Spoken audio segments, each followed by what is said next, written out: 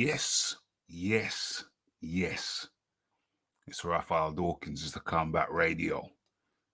And I can't decide which music I'm going to go with. Let's start off with something nice and mellow. Okay. You probably can't even hear that. Okay. You are in tune 2. Let me turn myself up in the cans just a little bit. 1, 2, 1, 2. Okay. We are live. It's Raphael Dawkins. It's the Combat Radio. It is. What is it? It's the Boxing Talk with Rafi. 211. 211 to you. Okay. And what's the title of the piece? Let's change the screen. Let me see the title. What is it? Boom.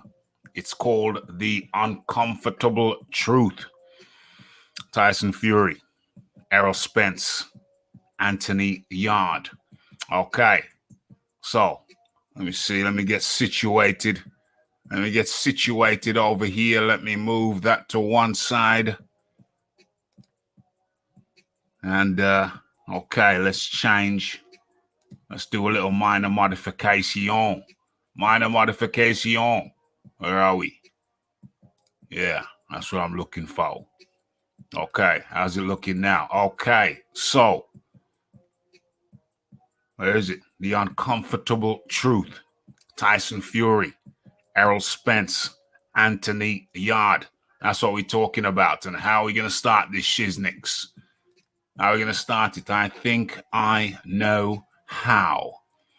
1 second. Let me line this. Let me line this thing up just in case. Hold on. Cooperate. Work with me.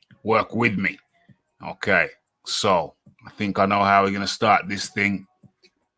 Let me line this thing up. So it's not that. It is this. Okay, how's that looking? Yeah, looks good. Okay. We got a few people who have populated the area early. And in comes man like James Jameson. Nano. More calling Orson. Where are we? NC7282. Brighton early. Seasonal greetings to you, my friend.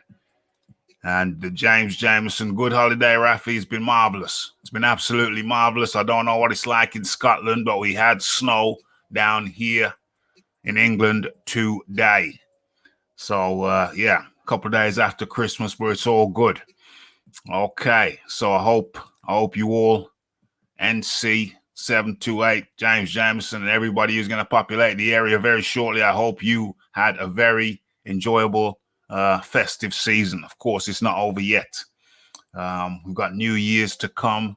But it's kind of interesting over here in the UK because like all the pubs and clubs are closed. So it's been very much a home with the family thing. There's no venues open. So I guess it's been very, very family orientated.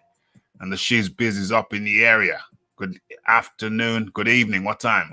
Is it? It's 9:42 p.m. UK time. Where are we? Eddie Hills. The 4-0 prospect from Billericay and Matchroom Boss has Rafi in the black book under the milkman. OMG. They also call me Mr. Knock Softly. Okay, we won't go into that at this particular juncture, but what we will go into is the Anthony Yarde video for all of those who have not seen it. I don't know. Let the man speak for himself. Okay, what's going on here? Let's drop the music unceremoniously and let Anthony Yarde. Hold on a second. Let's resize this shiznix. Let Anthony Yarde speak for himself. Again, when I went back and watched it back, it was closer than I thought it was when I was in the boxing room. That's where it probably goes with your question. Was I being given the right instructions? Yes and no.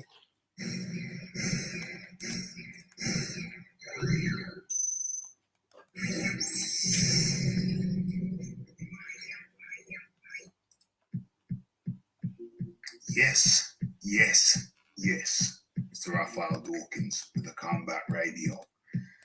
It's my first video since Christmas. Hope you all had a good one. Okay, so Anthony Yarde breaks his silence as he speaks on the Lyndon Anthony fight. And does he stay or does he go? Speaking of his trainer, manager, Tunde Ajayi, he speaks on the relationship.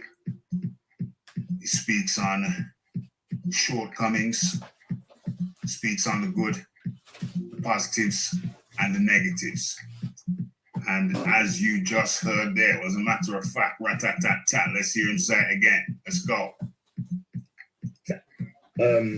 Again, when I went back and watched it back, it was closer than I thought it was when I was in the boxing ring. That's where it probably goes with your question. Was I being given the right instructions? Yes and no. Yes and no. So clearly from that answer, Anthony Yarde is saying that yes, he was given the right instructions. He was being given the right instructions, and in parts, no, he was not being given the right instructions. OMG. Okay, I found it to be a very, very candid, very forthright interview. Very honest, very, very honest.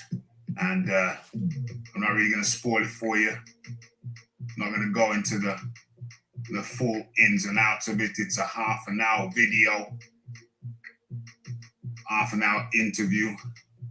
And yes, Anthony Yarde speaks of the trials and tribulations of the year. Of course, we know he lost family members, including his father and a grandmother, to the pandemic, to the virus of 2020.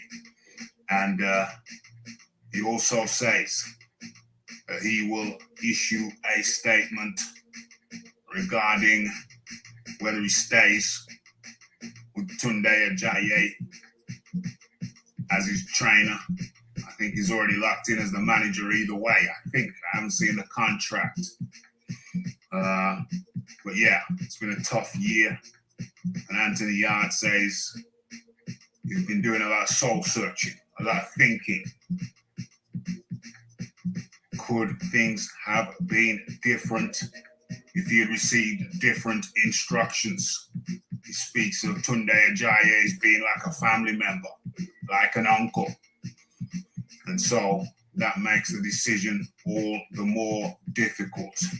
But he says he will issue a statement by year's end on the status, his choices, his tough decisions that he's faced with going forward. It's clear that Anthony Yarde is an ambitious fella, and he understands and realizes that all the pieces of the puzzle have got to be in place, in the right place, for him to fulfill his dreams and overall objectives. Okay, so let's go into the second and final clip of this interview. Anthony Yarde, speak to the people. He had. I won't openly say that I'm going to leave Tunde. I won't openly say I'm going to stay with Tunde. Again, as I said, discussions need to be had. Tunde is like an uncle to me. He's not even like a friend or nothing like that. It's like his family. And Tunde wants the best for me, I'm sure. And I want the best for Tunde. And best for myself as well. So again, that's why discussion needs to be had. But again, it's the end of the year. I'm going to enjoy my Christmas. And so, again, I'll put out a statement because that's what people want to know. Am I going to stay with Tunde? So I will put out an official statement maybe the end of the year. Boom, boom, boom. Okay. So Anthony Yarde says he will put out an official statement maybe by the end of the year. And I must say, I found it to be a very genuine, a very heartfelt interview. Seems like Anthony Yarde is at a crossroads and he has a very difficult decision to make, or a series of difficult decisions to make. He's been with Tunde Ajayi now for a long time. He wants what's best for Tunde. He believes that Tunde wants what's best for him. And that may mean that they stay together or they separate or they bring some help in. What does he do? It's a tough decision. It's the Raphael Dawkins, it's the Combat Radio, it's the Anthony Yarde with a tough decision to make, or a series of decisions to make. It's the Tunde Ajayi. It's the lions in the camp. The lions come back, bite someone on the ass. We don't know. But from a personal level, I personally think that maybe, I don't know, maybe they bring somebody in. Maybe Anthony Yarde identifies someone who can optimize their arrangements. Yeah, I think that might be the best decision, but who am I? I don't know. It's the Raphael Dawkins, it's the Combat Radio, it's the like, it's the subscribe, it's the comments, it's the shares, and it is the hitting that bell icon to stay updated with news and notifications. And don't forget about the live show, because of course we have to talk about this and other things. Unboxing Talk with Rafi, Monday, Wednesdays, Fridays, 9 p.m. UK time. And we're going to get all up into this. In the meantime, I'm out.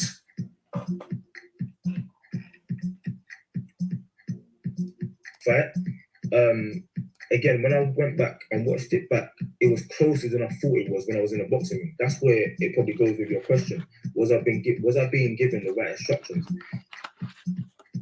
Yes and no. We had.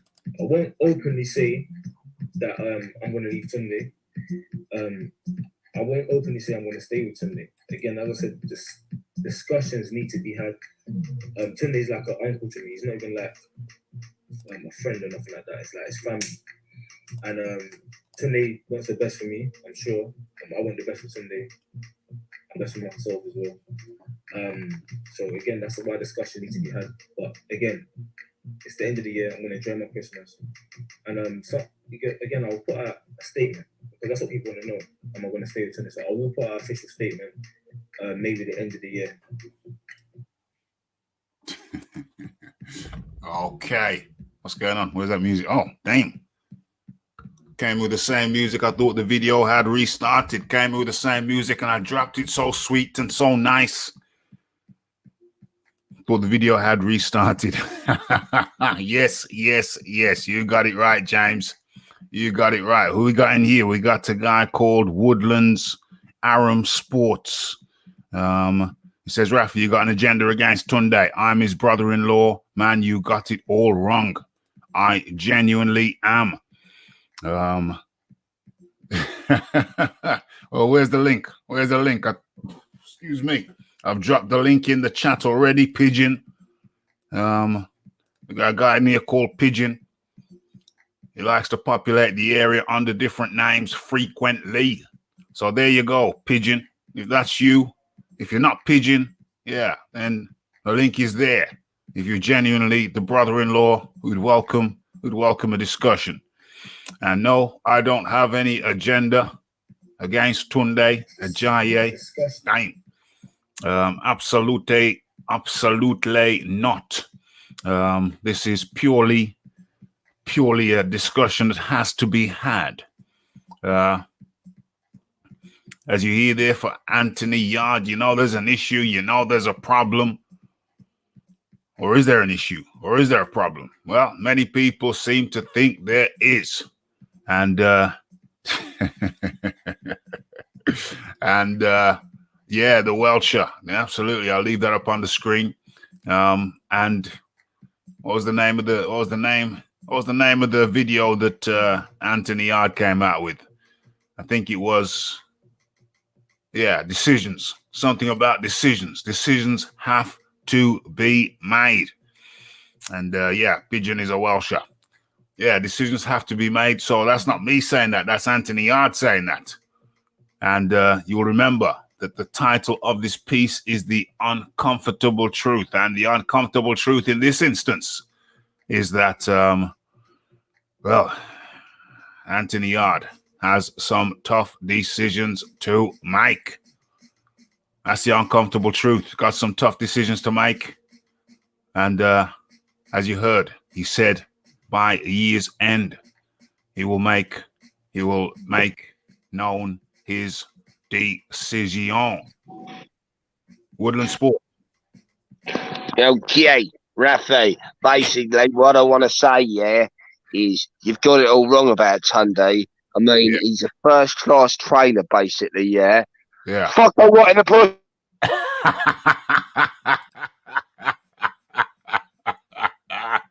OMG. That is some that's lame. That was weak. That was slow. You know what I'm saying? Do you think you was gonna catch the Rafi unawares?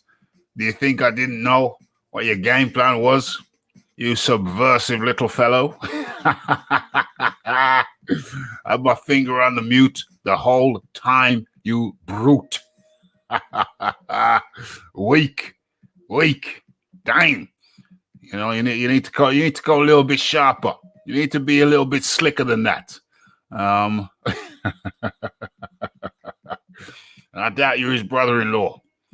Yeah, I'm not buying it at all, my friend. I'm not buying it at all. Slow. So slow. Game is weak. Fake Dixon Vinegars. Fake Dixon Vinegars is up in the area. But anyway, let me get back on track. Let me get the screen right. Is this here? Let me get the screen right. Okay. Boom. Boom.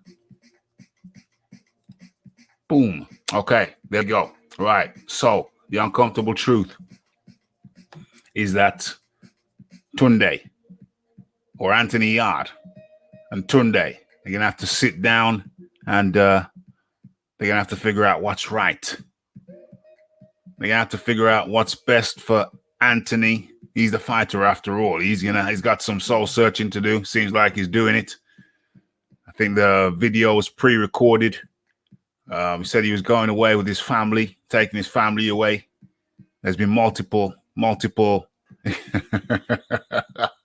Yeah, he's a little imbecile.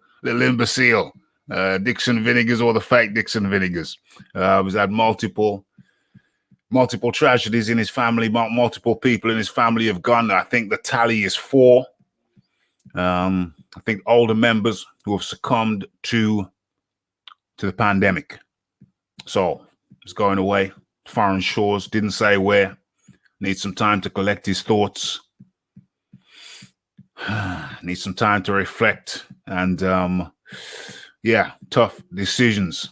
The uncomfortable truth. Tough decisions. Okay. Oh dear. Yes. Okay. So, and I've heard, I don't know if this is true or not. I don't know if it is true or not. So as a matter of fact, let me look for this live. Let me do this Shiznix live. Who was it? What did I hear? I heard that. What's the name of that camp? The Sheffield guys. What's those guys up in Sheffield? What's the name of that camp? Sheffield. Nazim Hamed, he trained under them. What's the surname of those cats? The Prince and the trainer. Damn, his surname has escaped me. The son of the guy who trained Prince Nassim Hamed. What's that cat's name? I've forgotten. I'll give the people in the chat a few seconds to get the name in. What's his name? Okay, Ingle, Brendan Ingle. Okay, chat failed me, but it's okay. All right, Ingle Jim. Ingle Gym, Sheffield. Okay, let's have a look. Let's have a look. Ingle Gym. The Ingles.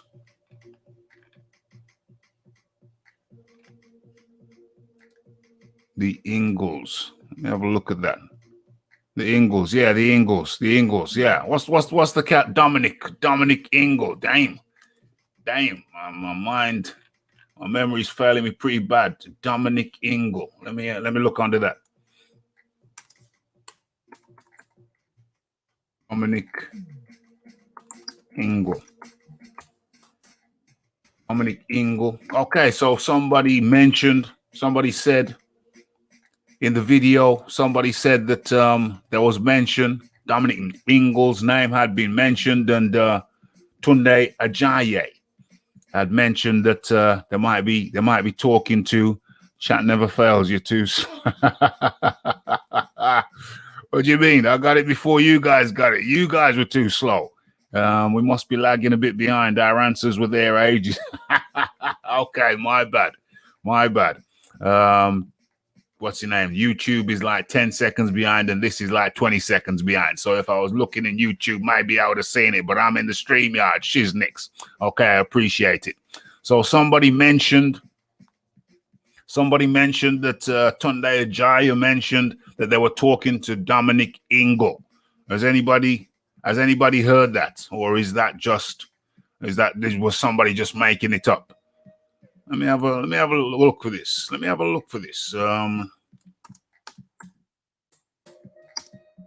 Tunde Ajayi, Dominic Ingle.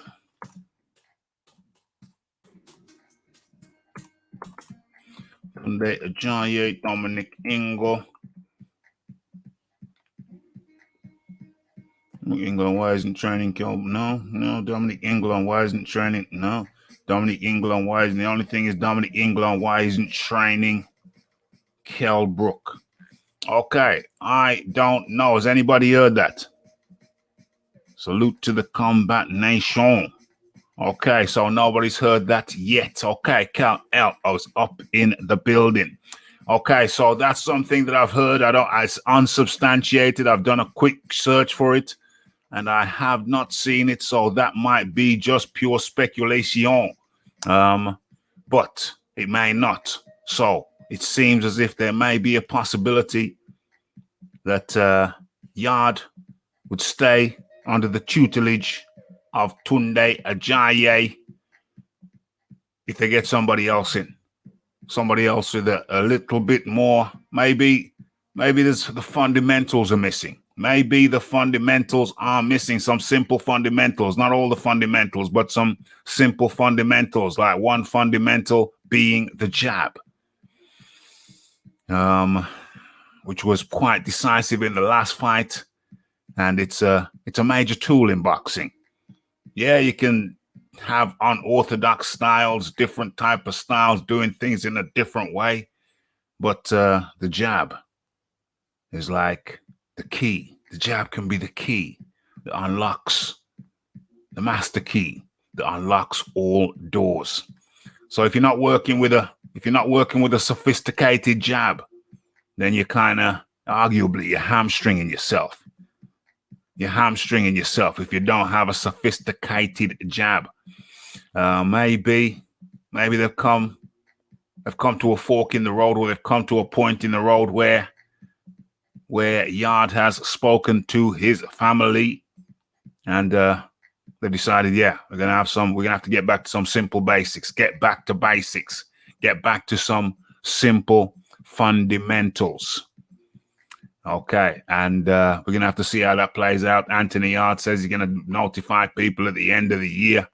We're the 28th now, so I don't know. End of December, beginning of January, give him a little bit of leeway, and we should find out just exactly what's crack-a-lacking. Okay, so that was the Tunde Ajayi, Anthony Yarde situation. Well explained, I trust. Okay, so we're going to move on now Matter of fact, rat-tat-tat-tat, let me kill the music just for a second. Or do I? Huh. Yes, boom. Okay, so moving on. We've done that topic. Let's me decide where I'm going next. Errol Spence. Yeah, let me do Errol Spence. Real smooth, like. Let me do Errol Spence. Okay. They should add, what's this here? They should add a coach, and Tunde can still be a manager. D-Bro is up in the building. As a matter of fact, yeah, let me go through. Good to have you up in here, D-Bro. Let me go through the comments section before we switch topics. Okay. So let's see what's going on. Let's see what's going on. Bring the music back. Bring the beat back. Okay. Yeah. Lions in the camp. Hopefully the Lions don't turn around and bite you in the butt. Okay. Big John Fury says, Rafi, who's going to win out of Coogan and Tyne Booth in a straightener on the cobbles? One's got a drink problem. The other's got a leg with a mind of its own. Who would win? Well, obviously, Tyne Booth. Tyne Booth is the ex-boxer. He gave Chris Eubank Jr. a run for his money on short notice. You know what I'm saying? Tyne was a journeyman. All his fights were pretty much short notice fights. Yeah, Tyne Booth wins. Coogan tucks his tail. Very simple. That's not even a hard one. Where we at here? NC says, I feel he needs a new trainer, or at least add to the team, like Joshua's done. 100%. Yeah. Well, you know, Tunde is his manager. Tunde is his manager, so maybe Tunde could oversee Shizniks while they bring in a new trainer. I think that's the best. I think that's the best of both worlds. Tunde is still involved, so he can still have some of his little unorthodox stuff. But I think along with the unorthodox stuff, you got to have the orthodox. You got to have the orthodox. You got to have an orthodox spine running through the whole thing. Okay, what else we got here? Lions, more like kittens. That's not me talking, by the way. People trying to get me in trouble. Okay, so what's going on here? Yes. In comes a man like, hold on, where's he gone? Where's he disappeared to? There he is. Let's straighten this up properly. In comes the man from the islands by the name of Iron Kong. Iron Kong, how do you do? Yeah, I go to Rafi. How you doing, man? I'm good, man. Christmas is gone. Just got the first snow of the year, I think. So, you know, got a bit of a white Christmas. Me, I'm tucked up indoors, mate. I'm keeping warm. I've never seen snow in my life. Yeah. You say that again? I've never seen snow in my life. That's a good thing.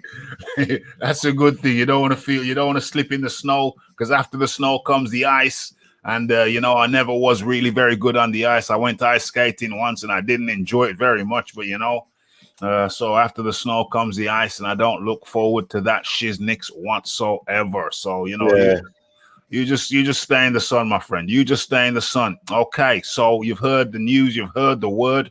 Anthony Yarde says he's going to let us know at the end of the year if he's going to stay with Tunde, if he's not going to stay with Tunde, or whatever the arrangement is. And what do you favor? What option do you favor, Iron Kong?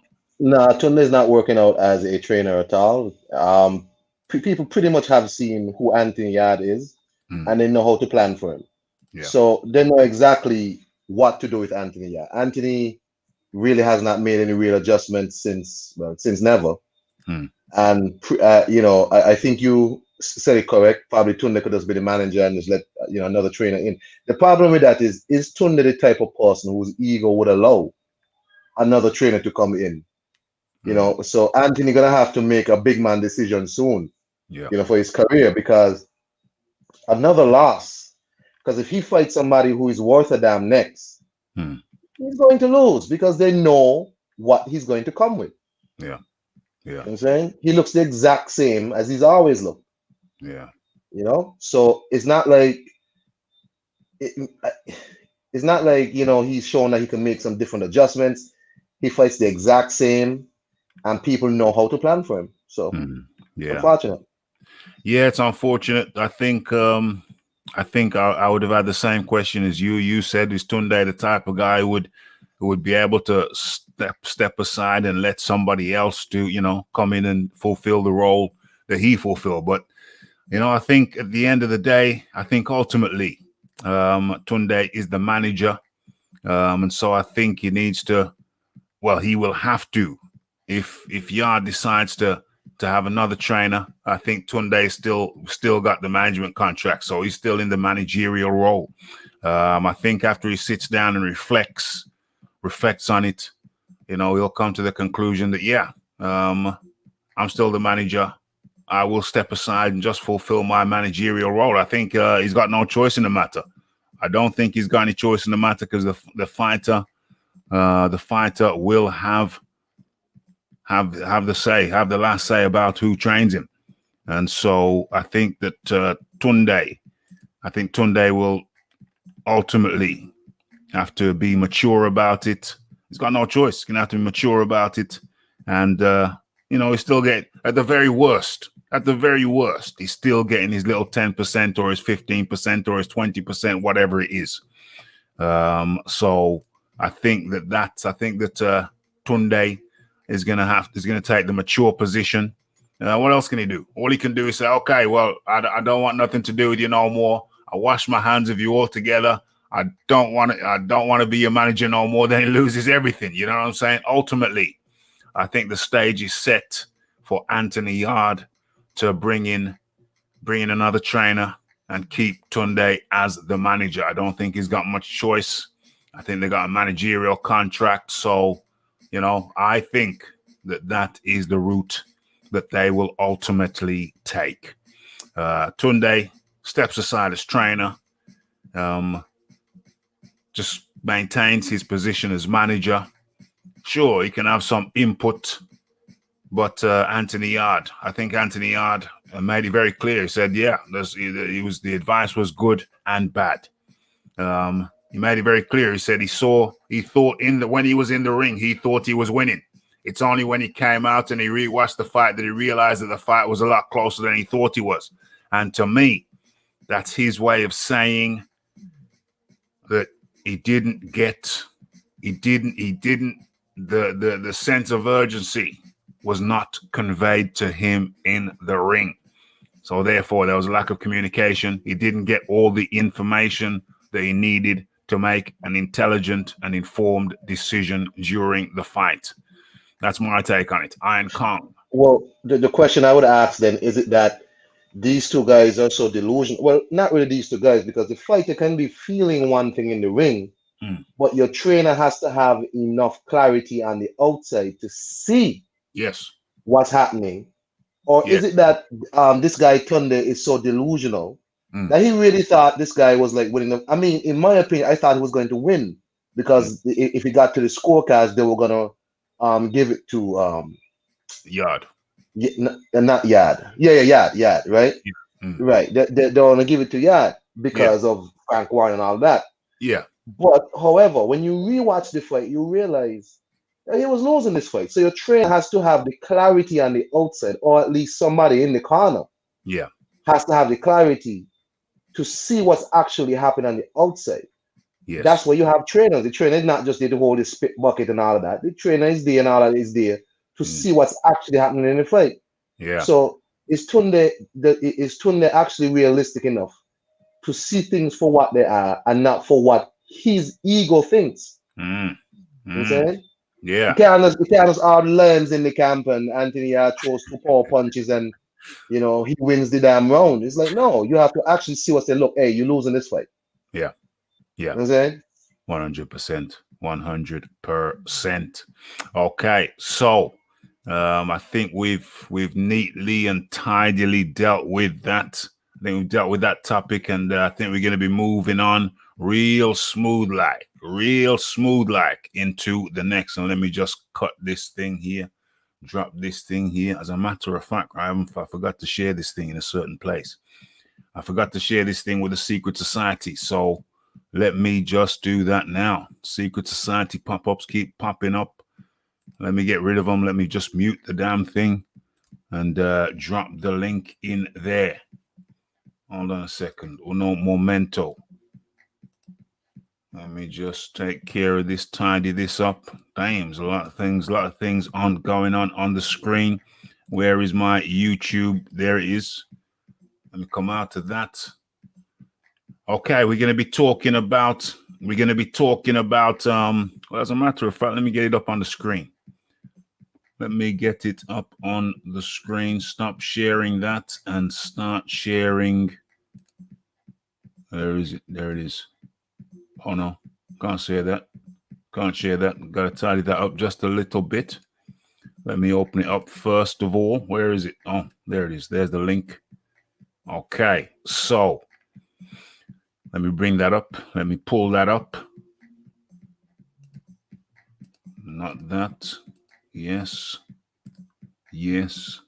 Yes. Okay. So there it is. You should be seeing that on your screen now. Yep. Okay. So let's tidy that up just a little. Hey, Rafi, give me a second. I'll be right back. Yeah, man, no problem. No problem at all. Let me just tidy this thing up right here. Okay, that looks a lot better. How's it looking now? Yes, that looks great. Okay. Let me just move this along. Okay, so Tim Bradley scolds Spence for wanting to fight Canelo instead of Crawford. Okay, I think we talked about this last week, but I noticed there are trainers there.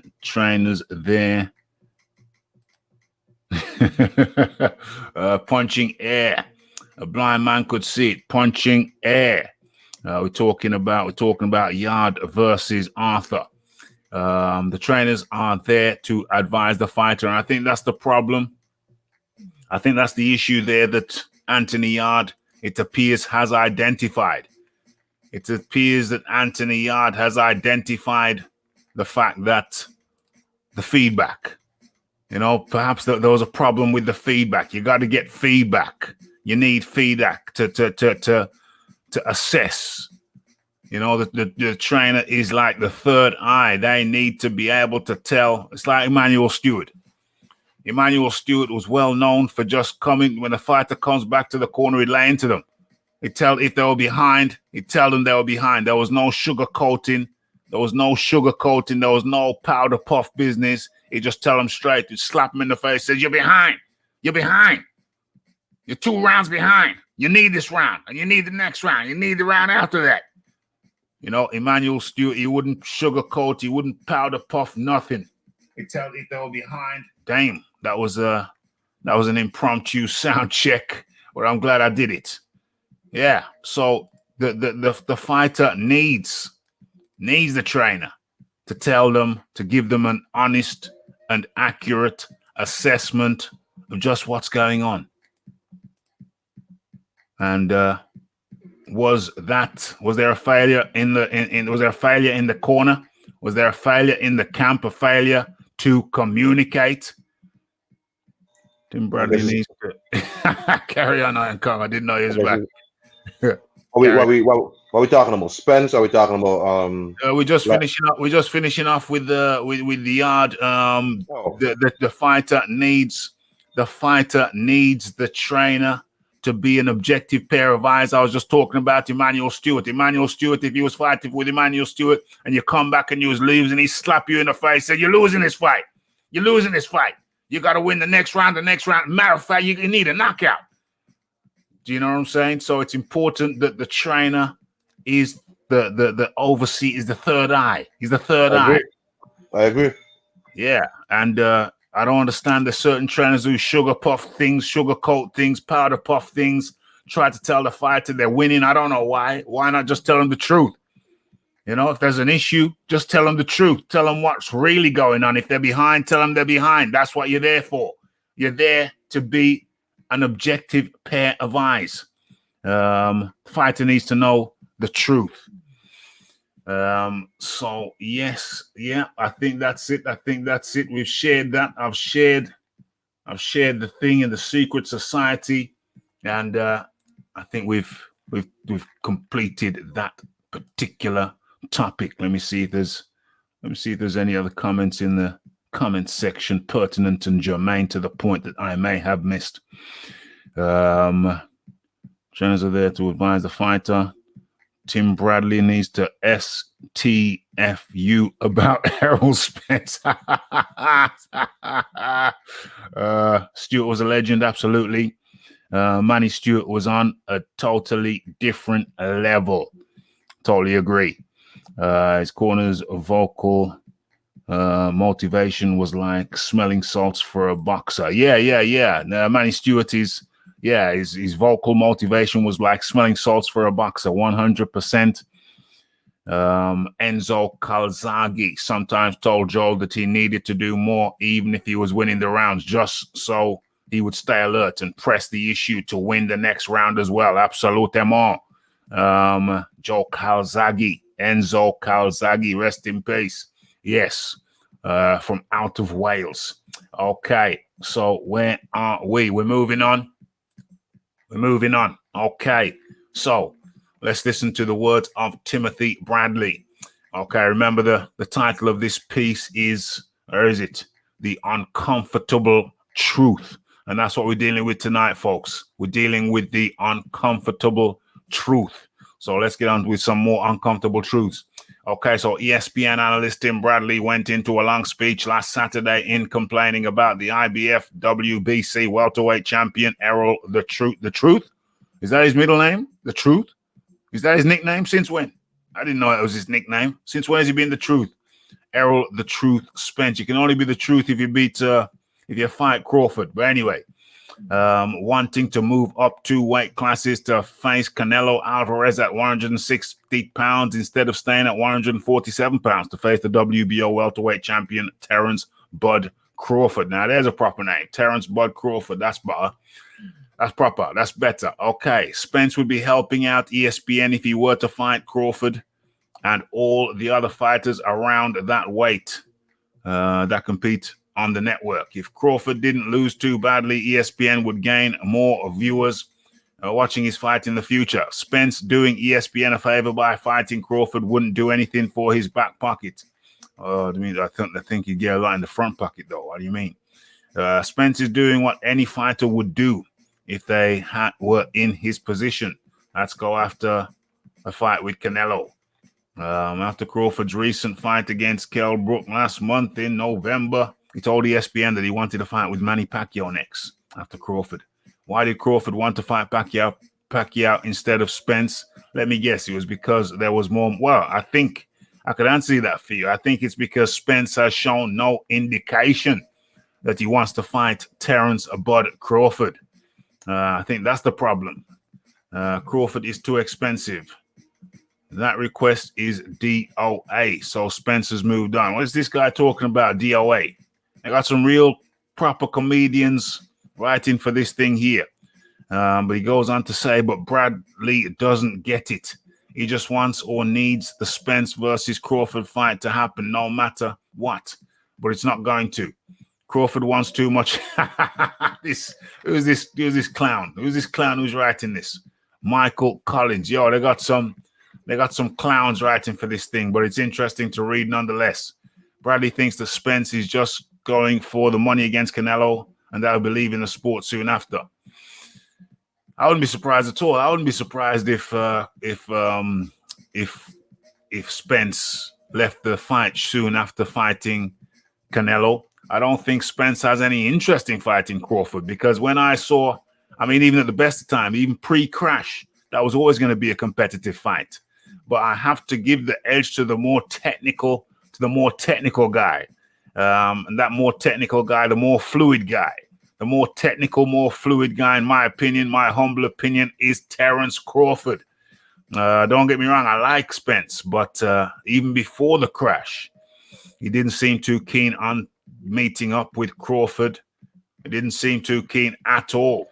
And I think the reason for that is that Crawford is just the more is the more technical. He's a slicker, more technical fighter, the slicker fighter, more fluid fighter. And yeah, it's unfortunate, but you got Spence talking about, he was talking about 40-60, and I heard that he's come out recently and said it's more like 70-30. So the next time Terence Crawford talks, Errol Spence talks about the fight, what's he going to be saying next? 20-80?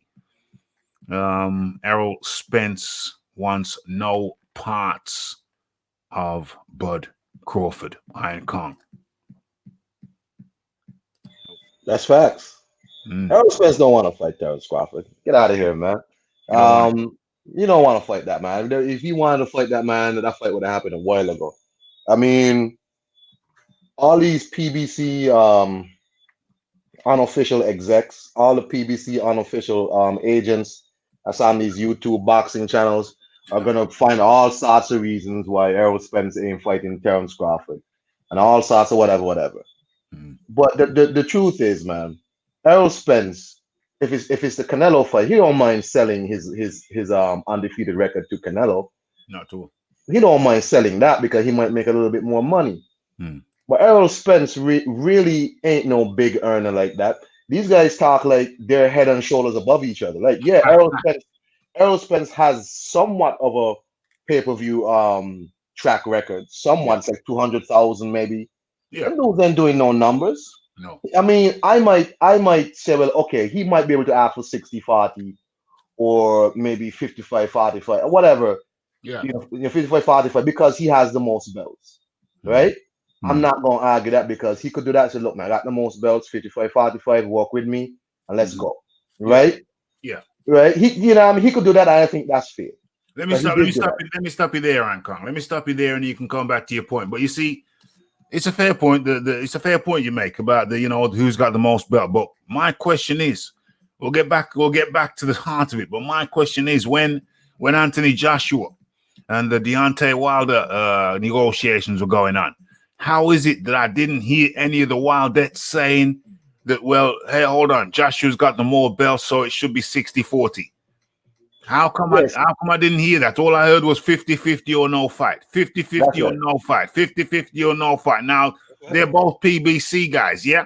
But so all of a sudden, the narrative has changed. Could you explain that to me, Iron Kong? I've seen certain people who are diehard Deontay Wilder fans, and I've caught them saying on other people's streams when it comes to this discussion that, 60-40 might be a pay raise for Terence Crawford.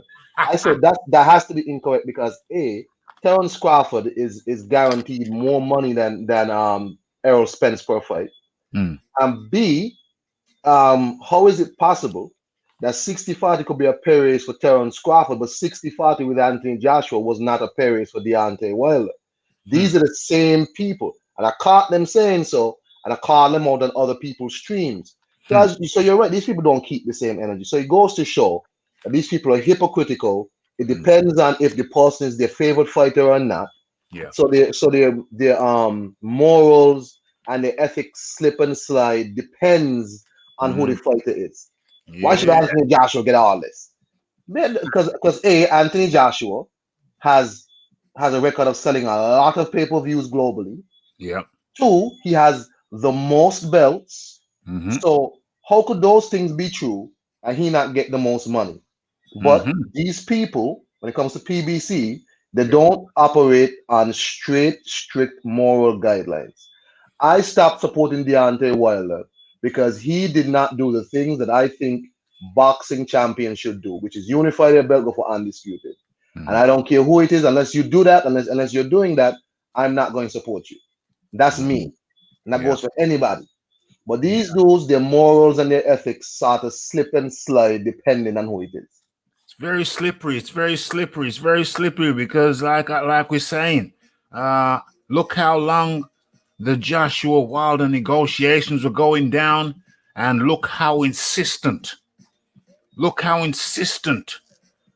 certain sectors were that Anthony Joshua needed to cough up that extra 10%, needed to take it from 40 and go up to 50-50 or no fight. That was the chant That was the mantra. 50-50 or no fight. And I thought to myself, well, you don't deserve that. Wilder don't deserve that. What if you didn't deserve that? Fight some low-hanging fruit. You've been fighting low-hanging fruit. So how the hell do you deserve 50-50 when your commercial value is not 50%? But they were insistent. And now we come over to the the Errol Spence, Bud Crawford situation, and people are saying, no, he should take what he gets. He should take what he's given. You know what I mean? Take the 40. Now it's gone down to 30. Errol Spence is allegedly said it's 30-70. Now they're saying he should take it. Yeah, I've been listening to some other places where they're saying, like Kong said, where they said, hey, well, you should take it, or maybe negotiate up to 35. Take it. It's an opportunity. Take it. It's an opportunity. Double standards. Double standards. Two-face double standards. All of a sudden, 40, 60 ain't so bad. It's an opportunity. Take the opportunity. 30-70. It ain't so bad. It's an opportunity. Take the opportunity. Are you good enough or are you not? But that did not apply to the Bronze Bomber. Didn't apply to him. So, what can I say? Double standards. Double standards. Let me see what people are saying in the chat. Okay. Chase Athletics up in the building. Long time viewer of the show. Just to break after, let's do a quick detour. As a matter of fact, we staying on the topic, but I just want to show something. Share the screen. I want to share the screen. What else do I want to do? Something I need to show. What am I showing now? Is that okay? So I'm showing you the YouTube. Okay, folks. So please kindly pay attention. This has got nothing to do with the topic at hand, which I will get to, but I want to show you some things. Okay, so this is the YouTube screen. And from the YouTube screen, that's the YouTube screen. From the YouTube screen, I'm scrolling down to the name, Raphael Dawkins Combat Radio. I don't know. Can you see that? Okay, so I'm clicking on the name. And let me go back and check. What do you see now? Okay, so I clicked on the name, and that's taken me to this screen.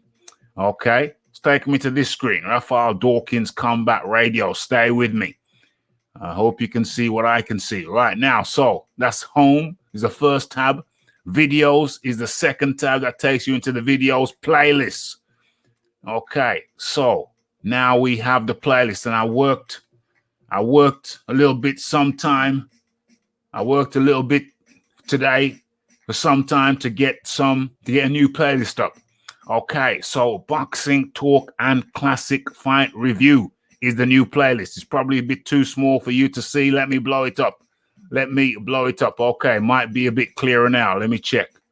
Okay, yeah, so you can see it now. Okay, so home, videos, playlists. Okay, so I've developed a new playlist today. So a lot of people who are here now weren't here. Well, a percentage of people who are here now weren't here earlier in the year when we were doing the Boxing Talk and Classic Fight Reviews. And I realized that we didn't have a playlist for that. So now I have created a playlist called Boxing Talk and Classic Fight Review. That was when we were reviewing fights over here, but YouTube, there's a lot of things they don't like. You click on that, you click on view full list, and it will take you through the fights that we covered. There's about 9 of them. YouTube chopped down about 2, left us with about 7. So that is the new playlist. And there was some very entertaining conversation in there because it was Boxing Talk and then the classic fight. So check that out. And also, while we're here, I want to bring your attention to the community tab. Okay, remember, you're in the channel pages now. That's the home, that's the videos, that's the playlists, and then you have the community tab. I'm just giving you a guide, folks.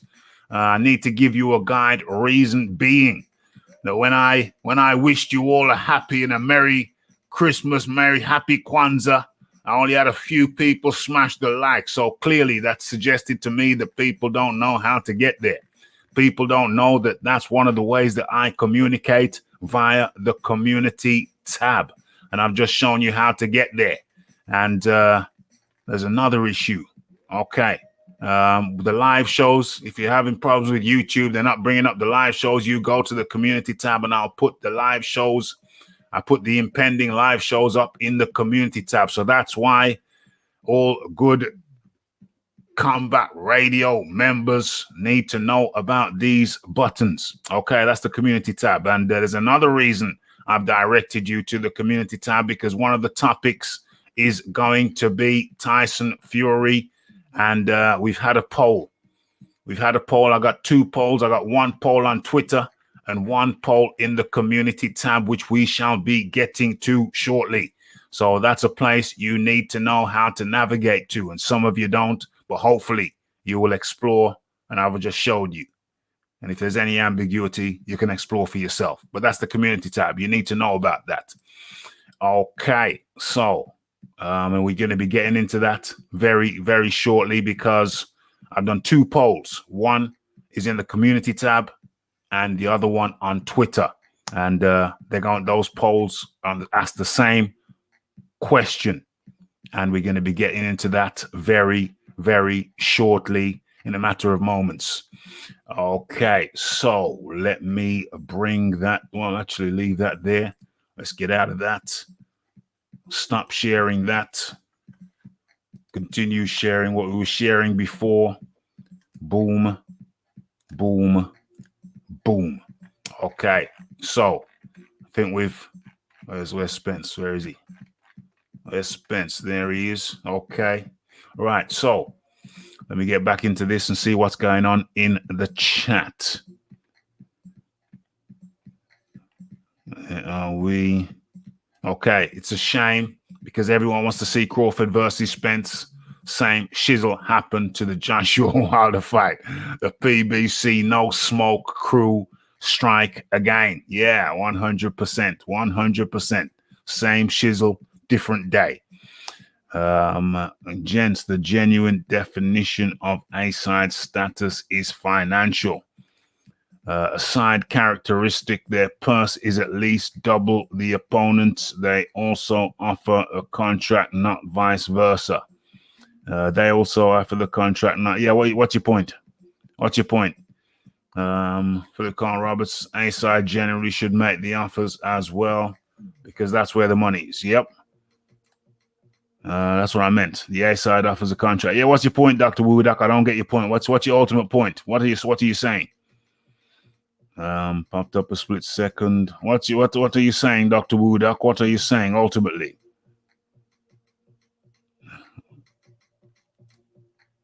I don't know. I don't know what point you're trying to make. Okay, so I think that's it. Iron Kong, have you got anything else to say on this topic before we move along? Before we move along, and that's what we're doing right about now. We're moving along. I don't really got no script. I just look at what I've written in the title to tell me where we are going next. And it's an easy one because we've done Anthony Yarde. We've just done Errol Spence.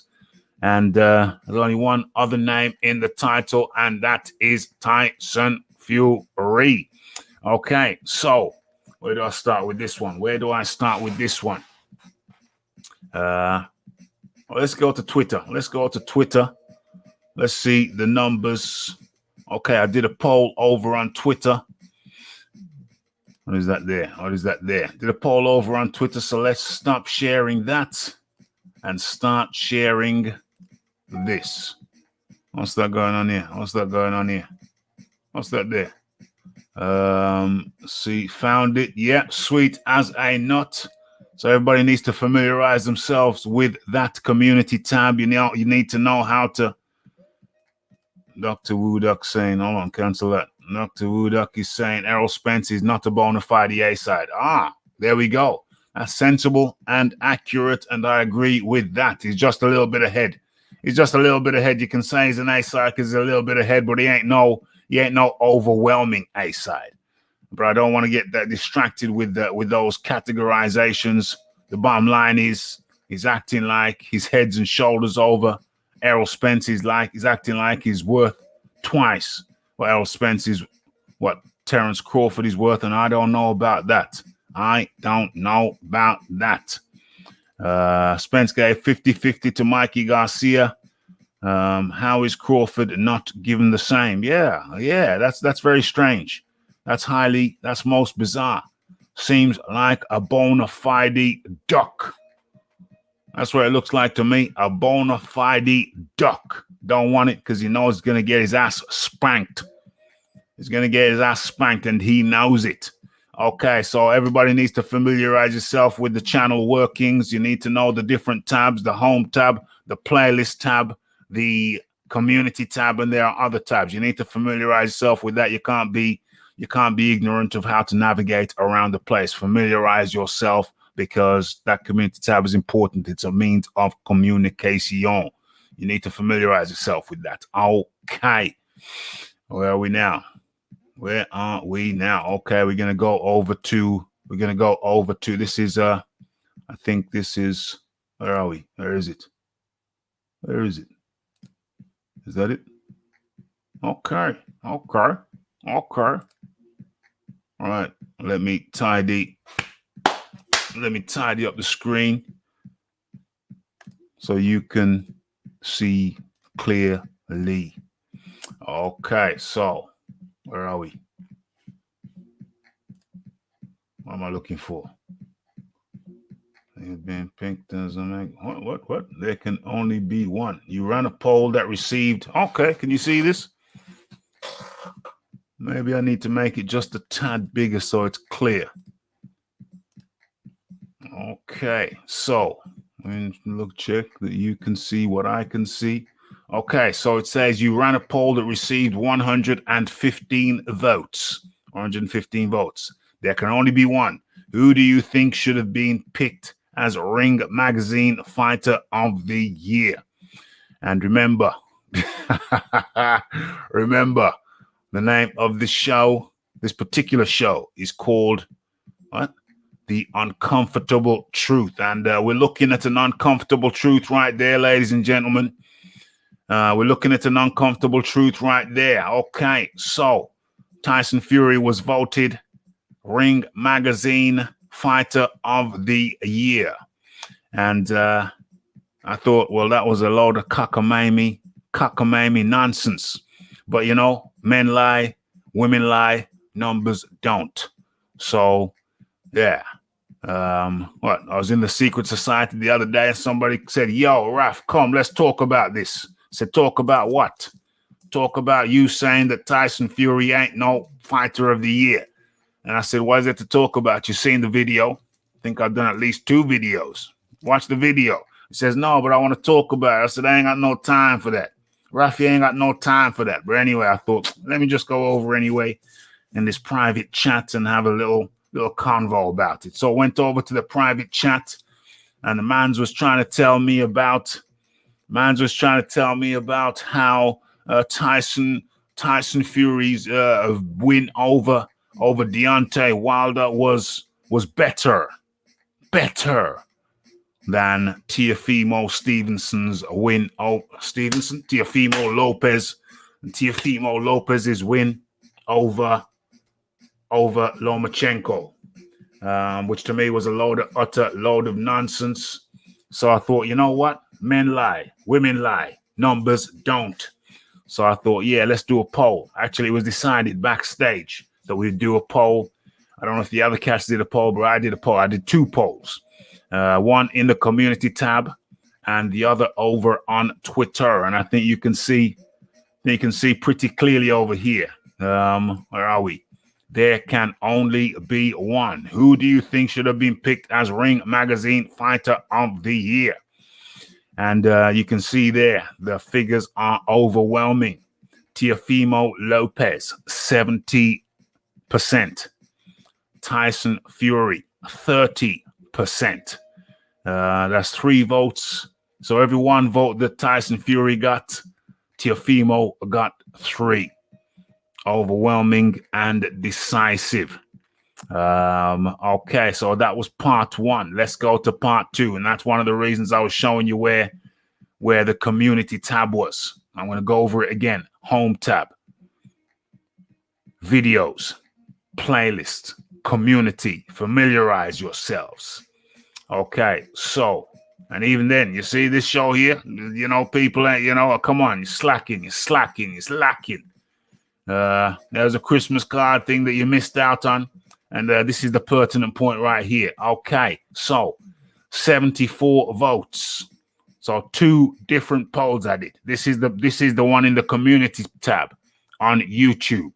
All right, there can only be one. Who do you think should have been awarded Fighter of the Year? Teofimo Lopez, 72%. Tyson Fury, 28%. Once again, it's 3 votes for Teo for every 1 vote for Tyson Fury. So hopefully now people can cut the crap. It is very, very clear what the boxing public think about this. Teofimo's win over a pound for pound. Lomachenko stands heads and shoulders over Tyson Fury's victory over the protected Deontay Wilder. And I'm going to get a little bit deeper into this. But first of all, I'm going to go over to Iron Kong. Iron Kong, you got some things you want to say about this? No, but we don't talk about that already. Teofimo Lopez did the most spectacular thing in 2020 of any fight, okay? I don't know why they're trying to force this Tyson Fury issue. I already told you already. Ring Magazine seems to have it out for have something for Tyson Fury. I don't know what it is, but Tyson Fury didn't do anything spectacular. He beat Deontay Wilder. He took 1 belt, and that's about it. But they already had Tyson Fury almost winning the first fight when it was a draw. I told you they ranked him above Deontay Wilder and dropped Deontay Wilder down the rankings. Anthony Joshua. No, they ranked Tyson Fury above Deontay Wilder in the first fight. Oh, right. When the first fight was a draw. Yeah. Right? So Ring Magazine really likes Tyson Fury. Yeah, right? Yeah. That's what I'm about to talk about now, because just in case anybody says, Raf, why are you talking about this again? Well, I got to talk about it because, you know, there seems to be some ulterior motive, because it don't make no sense. That's why I did the polls. I did the polls at the behest of another, and it's quite fascinating. So I had to dig around. I had to take a look around. I had to dig around. We had the conversation, the backstage conversation. It was quite interesting. It was quite revealing. And here are my conclusions. Okay, so actually, I was also prompted by watching some old videos when I was doing some playlists, updating some playlists. So don't be lazy, people. Learn to navigate the channel. Oh, this channel's the same as any other channel. The same buttons apply. Learn to navigate, or else you're missing out. And I was very happy over the Christmas period when I checked my analytics. It seemed like there were some people who were going back and digging out old videos. They were going back into the archive. So, you know, that's another reason you have to learn how to navigate. But okay, before I come to my ultimate point, let me go into, I think everybody's seen the polls now. Let me drop that down and let me go into the chat. Where are we? Okay. Ruben Guerrero up in the building. Have to give it to Teo. Have to give it to Teo, of course. It's the only logical thing to do. Fury was by far the heavyweight. Yeah, absolutely. Heavyweight of the year. Yeah. You have to give him that, because you give him that for beating Wilder. But then again, Wilder it was Wilder who picked Fury, or they picked each other. They cherry picked each other. So it's not that Fury. Let's not get it twisted. This is a good point. This is a very interesting point that needs to be addressed. It's not that Fury did something that other people didn't want to do. It's not that Fury fought Wilder and other people didn't want to fight Wilder. Joshua wanted to fight Wilder, but Wilder wouldn't let him. Dillian White wanted to fight Wilder, but Wilder wouldn't let him.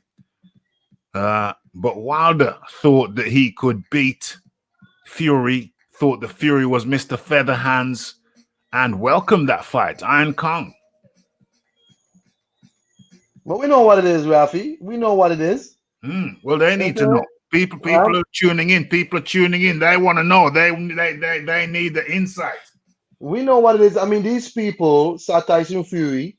I mean, before the first fight, this cokehead, you know what I'm saying? He's a name, beat Vlad. Look, hey, you can get this guy. You can get him. You can knock him out. You know what I'm saying? Yeah. And then, they knew something was wrong. Say, oh, man, we didn't knock him out the first fight, but it was a close fight. Deontay Wilder was asked again after the first fight, are you going to fight Anthony Joshua in Wembley? I think it was April 2019, it was supposed to be. And he said no. He still picks Tyson Fury. He said no. Because as far as he's concerned, hey, man, I almost knocked this guy out the first time. I'm ready to go again the second time. You know what I'm saying? And I'm going to knock this dude out. And when I knock him out, I'm gonna be the man. I'm gonna be the most popular fighter in the world. I'm gonna be this.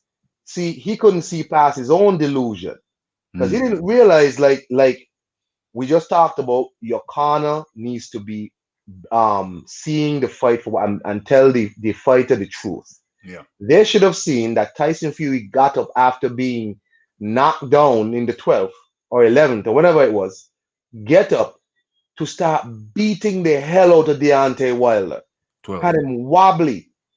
They should have told Wilder, look here, man. You had a good fight with Tyson Fury. Our stock is up right now.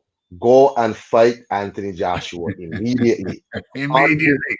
At once. We already had a chance to pick that cherry. We didn't get it picked. Quick while you're ahead. Go and get the undisputed work from Anthony Joshua. Big money, undisputed, all of that. He said no. I picked Tyson Fury. Rafi, one of these days I'm going to send you that video on Twitter. I want you to play that video to see. I can't play it because it's copyrighted.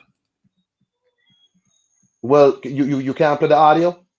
Oh yeah, I can play the audio. I'm gonna send you that video on Twitter. I don't know if you know me on Twitter, but I'll send it to you. You know I know you on Twitter. I've linked you in before. I know you on Twitter. So we contacted. I think I'm following you. You're following me. Yeah. Private message, email, boom. So there you go. He had a chance to just cut while he ahead, but again, delusions. Going to the second fight. Oh, you're pillow fisted. When I found you, you were broken down and all of that. And then Tyson Fury ended up embarrassing him. You see that cherry pick? Tyson Fury also had a chance to fight Anthony Joshua. He was also offered that Wembley fight. And he said no. You know why he said no, which is wise? He said, I can go to ESPN, fight some cherry picks, come back, and I know I can beat up Deontay. Matter of fact, Tyson Fury in the first fight in you said, look, I could get Deontay Wilder. I might not be in shape right now to get Anthony Joshua. I can get Wilder because Wilder is not as skilled as Joshua. So even on my worst day, I can get Deontay Wilder. So he picked Deontay Wilder too. Yeah. Both of them had a chance to fight Joshua, and both of them said no. We're gonna fight each other, but for different reasons. OMG. They cherry picked each other. So this narrative, I want to deal with this narrative that what Tyson Fury did was great. No, I'm not saying it was great. What I'm saying was that Deontay Wilder held Tyson Fury in such low regard that he thought, I'm going to fight Tyson Fury, bust him up, and then I'm going to be lineal. I'm going to be lineal as well. This raises my stock. Well, I don't know. I don't even know if Wilder was thinking it raised his stock. I think Wilder was thinking. I don't think Wilder was thinking it raised my stock going into a Joshua fight, because I don't think he would have, if he beat Fury. Hold this, folks. If Deontay Wilder beat Fury, there's a narrative that he would have then gone on to fight Joshua. But no. What evidence do we have? What supporting evidence do we have for that? We don't have any. I put it to you that the evidence that we do have suggests that Deontay Wilder would have kept on going in the same vein. He would have avoided Anthony Joshua had he beat Tyson Fury. So let's get this clear. The reason I'm glad that Tyson Fury beat Wilder is that I know that Tyson Fury would somewhere along the line accept a fight against Anthony Joshua. He would have to. The British public demands it. But if Deontay Wilder had won, I believe the evidence strongly suggests to us that he would have kept on doing what he had been doing, which was bringing up any kind of manufactured excuse not to fight Anthony Joshua. So let's get this clear. Because it's a new concept. I don't think many people have said this. If Deontay Wilder had beat Tyson Fury, he would not have gone on to fight Joshua. He would have continued along the same vein in which he had been continuing it along, which was to avoid Anthony Joshua by making up excuses, trying to defame the man's name, bare-faced lies, you name it. That's what Deontay Wilder would have done. You can say you can judge a person by their habits. You can predict a person by their habits. And what has Deontay Wilder's habit been? It's been a perpetual duck Iron Kong. How about that for a concept? Careful, because I saw Deontay Wilder's unofficial agent in the chat, so he might get in here and after he finished eating that what you say he mushroom, magic mushroom, the pot noodle. Don't let him talk about your guy like that, fight doctor. Get him. Hey man, look, I was a Wilder fan. You know what's weird, Rafi? Yeah, talk to me about that. I used to argue with Americans over Deontay Wilder. Oh, Americans used to. This is how I know these LDBC cats are not genuine. Because when I first came around YouTube boxing, most of these guys had no idea they never used to talk about Deontay Wilder. I used to bring up Wilder in their chats, and people used to be like, "Oh, that guy sucks." They used to tell me that. I used to back Deontay. I was backing Deontay Wilder, and then I realized, well, this guy ain't that good. They say, okay, he's not that good, but he might learn. Then I realized he's not learning. Then, you're not unifying. Then what's the point? Then all of a sudden you start up with all this delusion. You start lying. You start acting like you're better than you really are. And I was like, nah, I can't deal with you, bro. You know what I'm saying? Hey, look, man, Deontay Wilder has had no intention to be no undisputed. Whoever was talking to Deontay Wilder in the background, as you said, if he had beaten Tyson Fury, that would have been it. He would have been in America crowing and getting his back up. I'm the man. He got to come to America to fight me. I'm this, I'm that. But that's just how things work out. You ain't the man now, and I don't know what you are no more, because you ain't even have a fight. Well, check this out for a concept. Wilder, this is from Ruben Guerrero. This Ruben Guerrero is a solid follower, but he has different points of view, and that's cool in the game, but we're going to have to talk about this. Ruben Guerrero writes, Wilder was number 2 heavyweight at the time Fury beat him. So who the hell did Tyson Fury beat to become number 1 heavyweight? Answer me that. That's a riddle. Ruben Guerrero, please enlighten me. You say that Tyson Fury, who had not beat a top 10 fighter for 4.5 years, when he fought Wilder for the second time was the #1 heavyweight. Please enlighten me. How could that be? How can a man who hadn't beat a top 10 heavyweight for 4.5 years be the #1 heavyweight? Please enlighten me.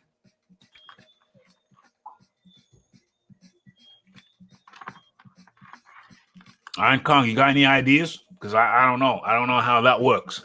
I don't know what these people talking about, man. Look here. After they ranked Fury over Wilder because Joshua was the #1 Ring magazine. Mm-hmm. Wilder was #2. Mm. And I think Fury might have been #4, you know. Yeah. Because Dillian White was 3, I think, at that time. At that time. I don't know if there's a way to go back and check Ring magazine ranking archives, but if there is, we got to look it up. Because I did a video on it actually when I said they moved Tyson Fury from under Deontay Wilder above Deontay to make him #2 and rank down Deontay Wilder for a draw. So I'm not so if Tyson Fury beats Deontay Wilder in the second fight, how does he become #1 heavyweight? But I guess Anthony Joshua has lost to Andy Ruiz. Yeah. So they might say that. But I mean, hey, whatever, man. It's crazy to me. It's crazy to me that a man who had not beat a top 10 heavyweight would have been ranked over #1. Are you saying Stephen Fury was not a top 10 heavyweight? I'm saying Stephen Fury was not a top 10 heavyweight. I don't even know if he was ranked in the top 100. But that is totally that is totally bizarre to me. It is totally bizarre to me. Stephen Fury was the real bogeyman in all of boxing. I didn't say Fury was #1, but Wilder was #2, wasn't he? Well, who was #1? Who was #1? I mean, you mean after the first fight, Joshua? Well, no, Ruben saying he didn't say that Fury wasn't. I didn't say Fury was #1, but Wilder was #2, wasn't he? Okay, he's not saying that Fury was #1, but ironically, Fury may have been #1. What's this guy? This guy's called Enoch. This guy, PBC narrative has gone haywire. What's this guy here called Enoch? Let me read this before I put it up. Okay, seems like he's talking sense. Let me have a look. Okay, if AJ, don't think I've seen Enoch in the chat before. Hello, Enoch. As a matter of fact, rat-tat-tat-tat.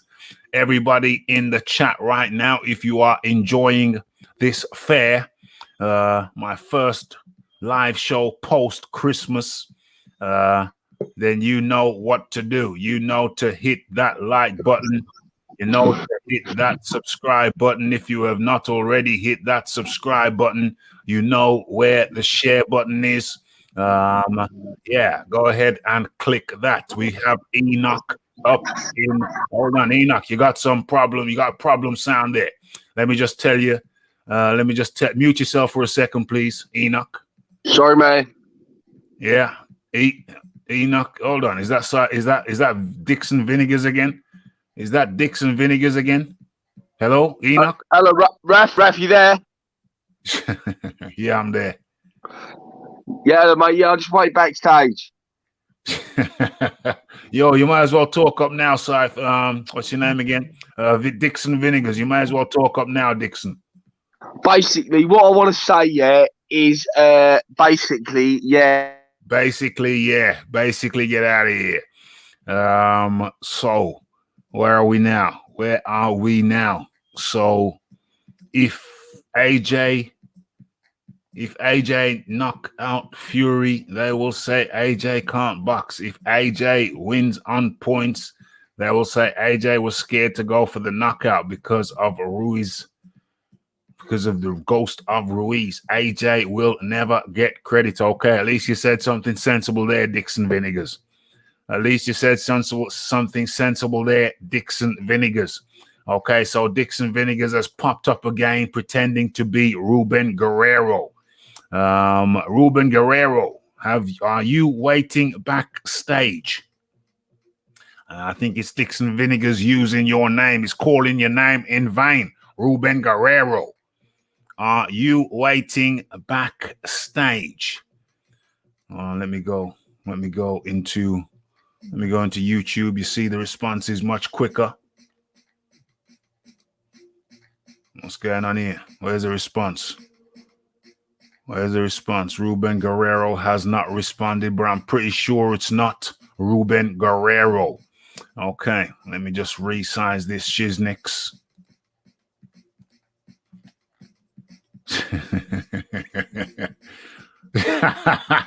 I'm asking you a simple question, Ruben Guerrero. Are you waiting backstage? Yay or nay?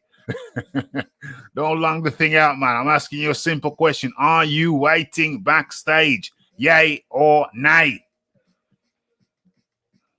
Still gotta wait. I gotta wait for what? I gotta wait 1 minute for an answer. Okay, whatever. Let me get this cat out of here. Where is he? Where is he? No. Okay, where are we? We have the Roo from over there in America. Where'd you come from again? You told me before. Louisiana. I think it's the Roo from Louisiana. Where are we? Where are we? Let's okay. So Dixon Vinegars is subscribed already. How many accounts has Dixon Vinegars got? Yeah, always good to have another subscription at Dixon Vinegars. What was my point? I was gonna get into the point. Okay, so my point in all this. Why am I revisiting this? Hold on a second. Let me get the screen right. Boom. Where is it? Oh, there it is. Boom. Boom. Is that there? Is that there? Yeah, that's there. It's there. Okay, so my point in all this is that Ring Magazine are no longer, in my opinion, they are no longer a reputable source. And for those people who have just joined us, I did two separate polls, one on YouTube and one on Twitter. Now, the YouTube one, a lot of the subscribers over here don't know how to use the tabs. Okay, so you can't say it was Raphael Dawkins subscribers because most of them don't know how to use the damn tabs. Okay, so these were random YouTubers who voted, and the vote on YouTube was 30% voted that yes, Tyson Fury was a legit fighter of the year, and 3-1. That means for every one vote for Tyson, there was 3 votes for Teofimo Lopez. Okay, so it was something like 70% for Lopez, 30% for Fury. That was on the YouTube. And it wasn't my subscribers because most of them don't know how to use the tabs. And then on the Twitter, we had over 100 votes, and the ratio was the same, meaning that for every one vote, the question was, matter of fact, let me just go back into that and let me share that once again for people who have just come in, because I got some very strong words for the Ring Magazine. Okay, so boom, there you have it. So what we got? The question was, or the statement was, there can only be one. Who do you think should have been picked as Ring Magazine Fighter of the Year? And there we have the ratios. Teofimo Lopez, 70%. Tyson Fury, 30%. Okay, that's Twitter. And what's the number of votes? How many people voted? 115 votes. Okay, final results. Okay, right. So there you have, that's the tweet. Yeah, that's Twitter. And over on, let's stop sharing that for the newcomers and start sharing the YouTube. Where is it? Is that it? That's probably not it. Well, let's go into it. Where is it? That's not it. Okay, let me go over to the place where we need to go. The community tab right there. Community. Boom. Where are we? I sent you the video, Rafi, on Twitter. Oh, you sent me the video on Twitter. Oh, that's cool. Yeah. I'll check that in a second. Okay, so let me bring this up. Increase the size. Okay, so Raphael Dawkins Combat Radio 3 days ago. There can only be one. Who do you think should have been awarded Fighter of the Year? 75 votes right there. Black and white, you can see it. Teofimo Lopez, 72%. Tyson Fury, 28%. Once again, a 3-to-1 ratio. And where you going with this, Rafi? Where you going with this? Well, let me tell you where I'm going with this. Let me stop sharing that and let me tell you where I'm going with this. Okay, so hold on.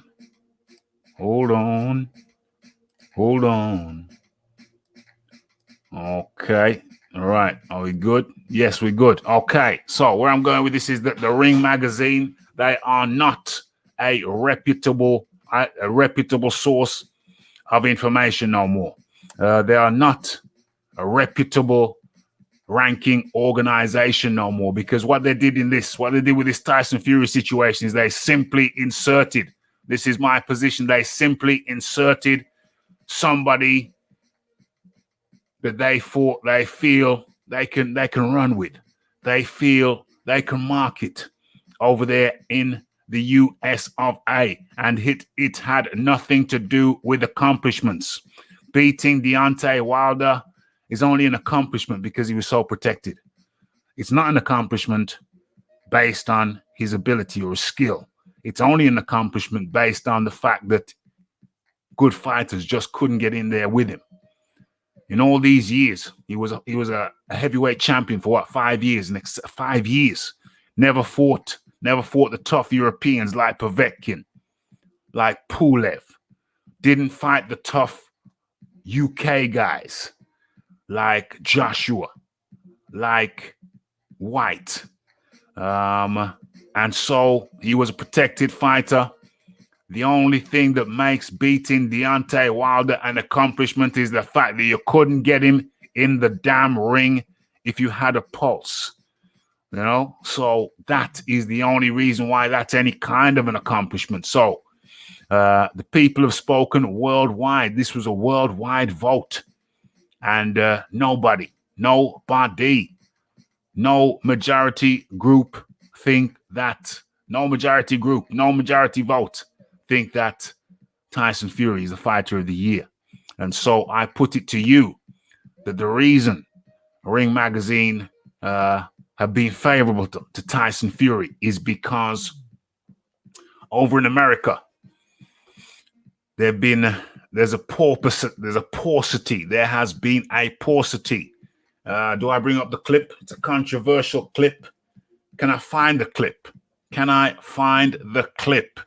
It's kind of controversial statement. Hold on a second. Let me get tell me the man Schwartz. Let me go through a few of these comments, and I found, you see, why did I come back to this? Because I was watching Value Entertainment. Is an Iranian guy.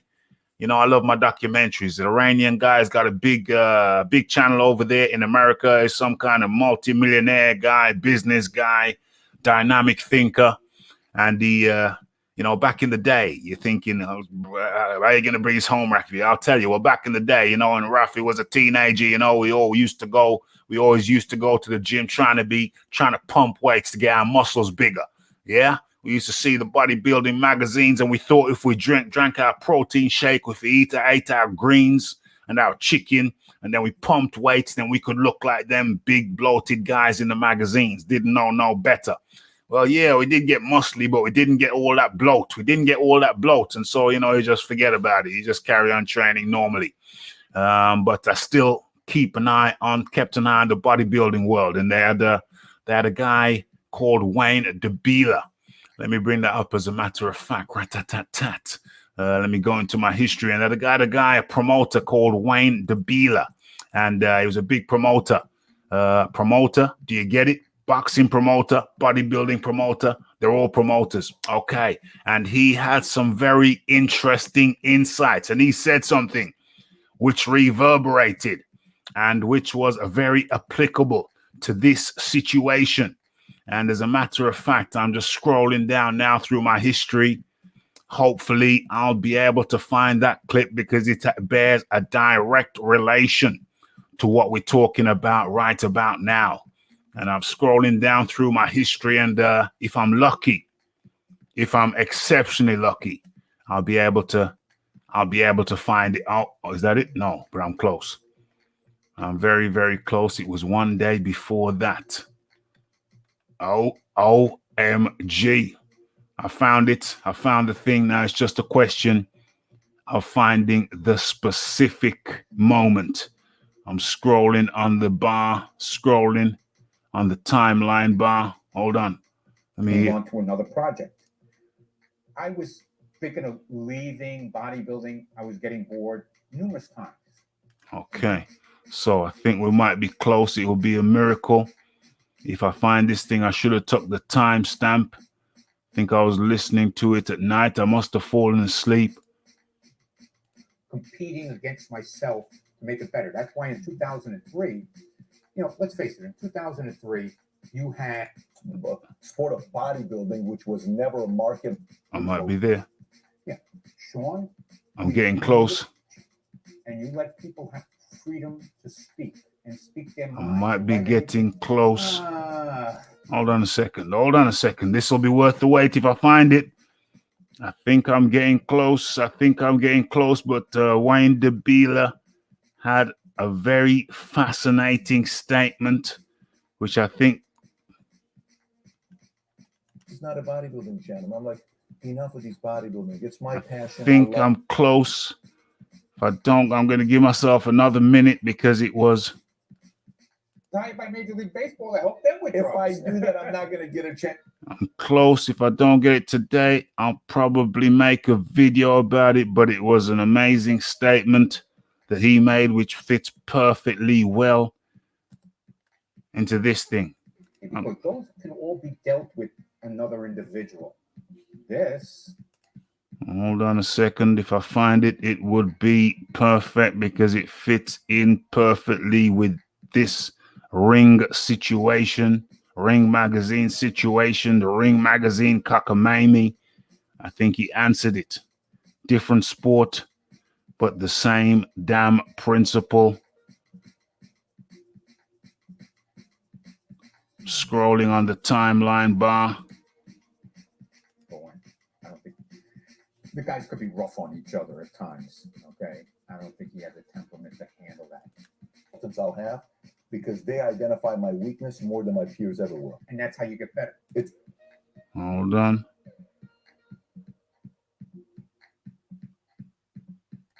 Oh, am I there? It's physique.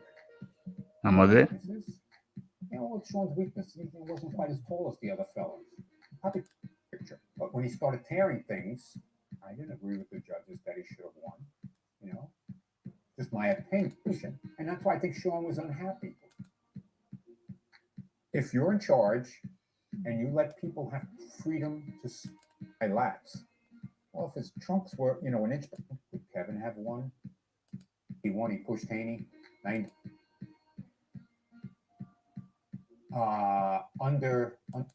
Heard from one of the best promoters in the sport of bodybuilding, Jim Mannion. Friend, former friend, friend or former friend. And sense of unknown, work your ass. People that they knew, that they liked. I've got it. I've got it. I've got it. I've got it. Hold on. Hold on. I've got it. So I give myself goals. Okay, I'm going to line this up. I'm going to line this up. Okay, this week I'm going to line. I'm going to show you. I'm going to show you. I can't believe this. I can't believe this. I have found this is a 2.5 hour video, and I think I found exactly the spot that I was looking for, and it's a direct correlation to this thing. 2003, you had. Well, let's go back. Don't worry. Jay was winning it. I found the exact spot. I cannot believe this shiznix. I can't believe this shiznix, and I'm going to risk. Where is it? Competing against myself to make it better. Okay. That's why in 2003. Okay, so, all right. Thank you. Is anybody still here? Thank you for your patience. Where are we? Damn, people are still here. Okay, so, where are we? Okay, I found exactly what I was looking for. Let me just give a shout out to the people. Okay, yeah, I found what I was looking for. I can't believe it. This is mad. If Dixon is pigeon, that kid has problems. Well, either one of them has problems, but Teofimo slayed the dragon. He is the fighter of the year. No question, hands down. And I've found who's your British fighter? Who's your British fighter of the year? British fighter of the year. Would that not be Josh Taylor? Maybe. Is it Josh Taylor? Is it Anthony Joshua? He fought once. Who did he beat? Kubrat Pulev. Who did Tyson Fury beat? He fought yeah. So, you know, it could be Tyson Fury. Could be Tyson Fury. The guy he beat at a higher ranking. Yeah, you took your sweet time about that, didn't you? The guy he beat at a higher ranking, so it could have been Fury. Was it Fury? Was it Josh Taylor? I don't know. Where are we? I have found, a real or imposter. Yeah, anytime today type of thing. I found what I was looking for. It is unbelievable. I'm just acknowledging the chat a little bit. The Roo is up in the building. Acknowledging the chat just a little bit before I go to the silver bullet. And I think the silver bullet is going to be a hard hitting bullet. I think it's a hollow point. I think it is a hollow point. It's just some hardcore. This guy who I'm going to go to in a second, he's one of the top promoters in bodybuilding over the last 30 years. So he knows a thing or two about promoting. Ruben Guerrero, I think Fury as the UK fighter of the year. Yeah. It could be him. That ain't no problem. Teofimo slayed the damn dragon. Sub-level, maybe Lyndon Arthur. Have to side with the world title win over the other UK fighters. Yeah. I agree with that. If Dixon, Pigeon, kid's got problems. Wilder held the belt title, the title hostage. Joe Joyce, he needs to move fast. Yeah. Usyk needs to take that work. Sammy the Bull is great YouTube channel. I don't know if I haven't checked out his channel, but I did cover Sammy the Bull, part of Sammy the Bull's interview with Value Entertainment. Same guy. Coincidentally, how you like that? Yeah. All that stuff. Absolutement. Yeah. Franchise. Yeah. Them guys were moving a lot of weight in a lot of different meanings. DJ Georgie Porgy up in here. R.I.P. Frankie Carlotta. R.I.P. Did he R.I.P. the people he killed though? You know what I mean? Did he R.I.P. the people he killed though? No honor amongst thieves. If Wilder beat Fury and got 50% off from Joshua, it would have happened the same way Fury accepted. No way, no how would Wilder have accepted that Monet. Wilder didn't want nothing with Joshua. They offered him 100 million to 120 million, and he still didn't accept. Come on now. Wilder didn't want nothing. He didn't want a head taken off his shoulders. Come on now. Fuzzy is here, up in the building. Where are we? Hopefully we see a few heavyweight fights. Would like to see Usyk versus Joyce or Parker. 100%. Okay, time for the silver bullet. I appreciate everyone's patience. But I found it. I'm not gonna show the images, although I may show you about 1 second worth of image and then I'll get it off the screen. But I will play the audio. Share the screen. Okay. The greatest promoter in bodybuilding. Can you see that? Okay. So let me line this thing up because he had something amazing to say. And I think this speaks directly I think this speaks directly to the Tyson Fury Ring Magazine situation. It's hard hitting.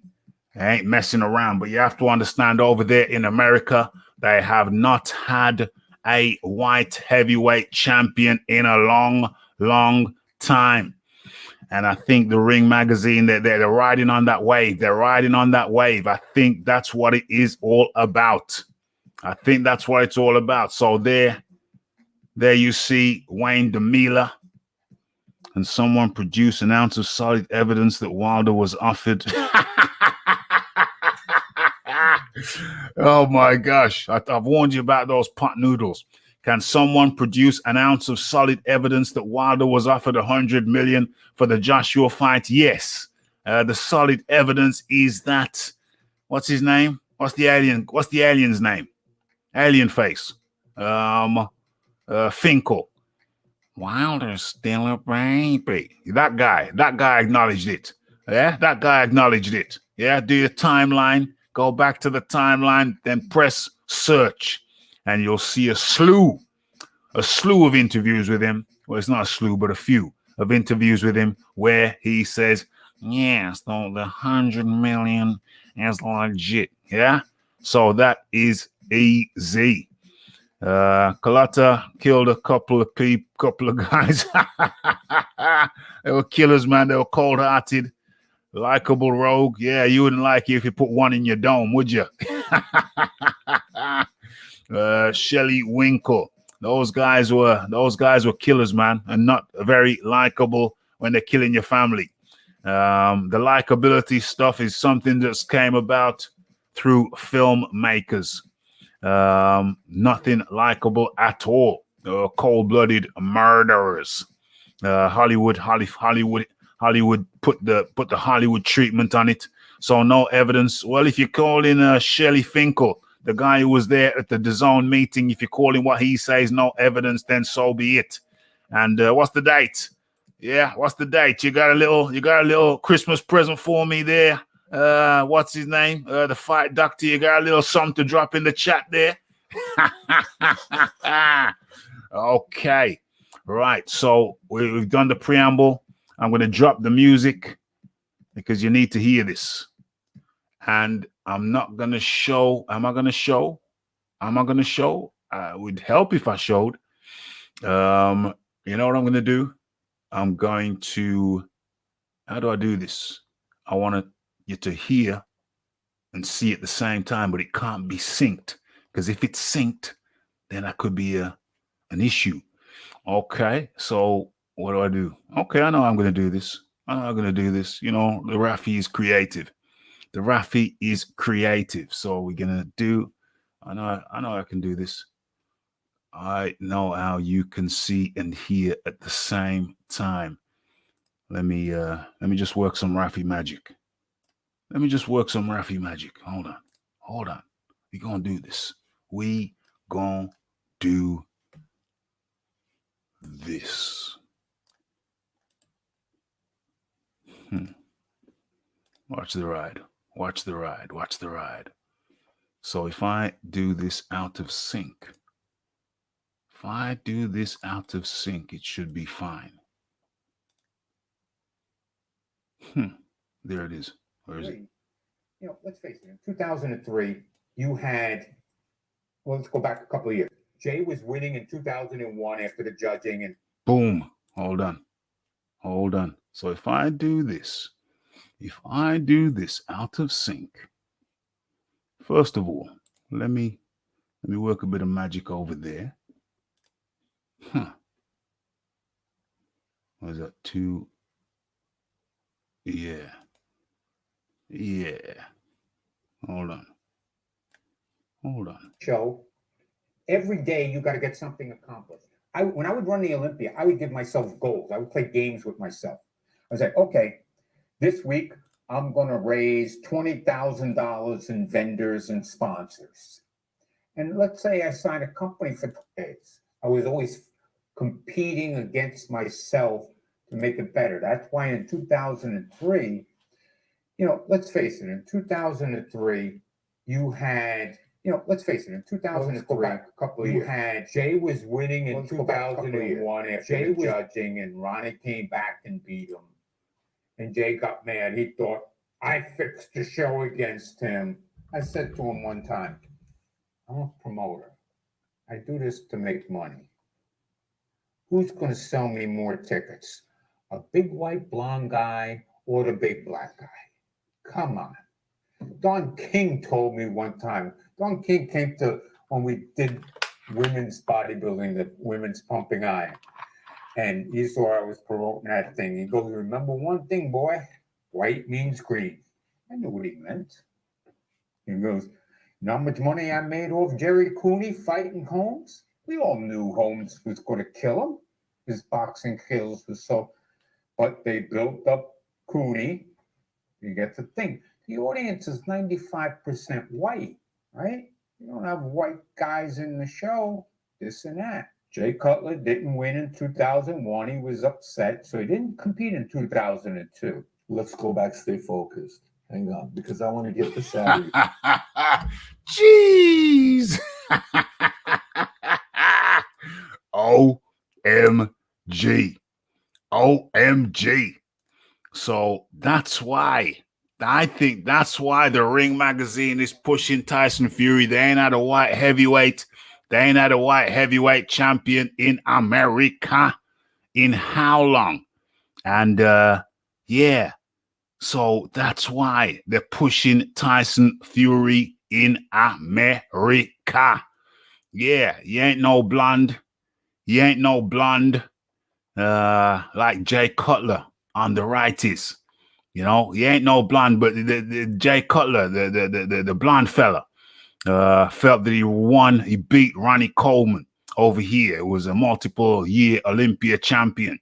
And Jay Cutler accused Wayne DeMila, the guy you just saw there, one of the best promoters in bodybuilding history. Jay Cutler, the blonde guy, accused the Italian guy of fixing the vote in favor of the black guy. But the Italian guy told the blonde guy, are you crazy? 75% of the audience are white. They would love to see a blonde guy win the Olympia. So why would we fix it in favor of the black guy? You understand what I'm saying to you? So over there in America, where, you know, things are very much more divided than over here in the UK, they would have loved the blonde guy to win, but they stuck by the rules. The black guy had more votes, so he won. But the blonde guy thought the vote was rigged for the black guy. But the Italian guy said, are you crazy? Are you crazy? OMG. OMG. So there you go. There you go. Do I need to play that again, or was it clear? Wow. OMG.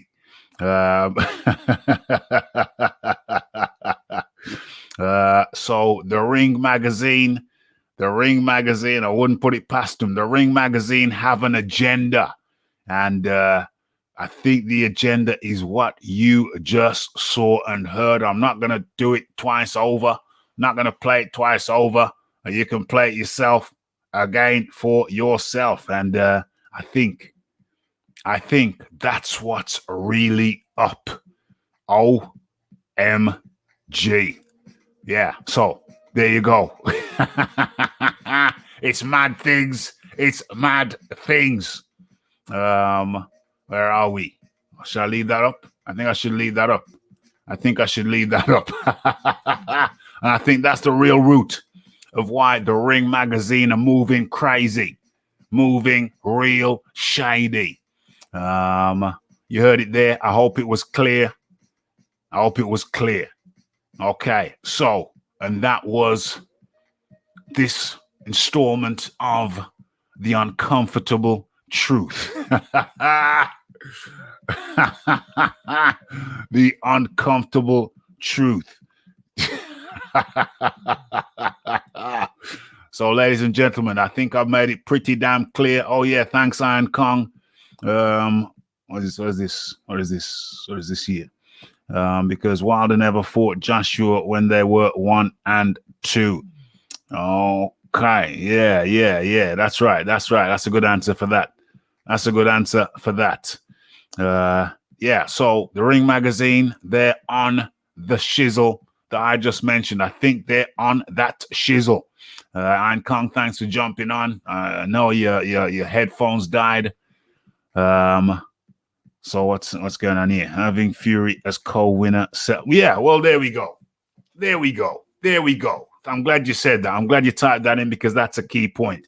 So what's going on? So for the blonde audience, let's call it the blonde audience. For the blonde audience, they put the guy on. What's this here? AJ should beat the champion before claiming to be the best. He beats Charles Martin. Get the hell out of here. Get the hell out of here with your nonsense. So what was I saying? Yeah. So that is the reason. That is the root of what the Ring Magazine are doing and why they're doing it. Who said it? You just said it there. Yeah, just said it best.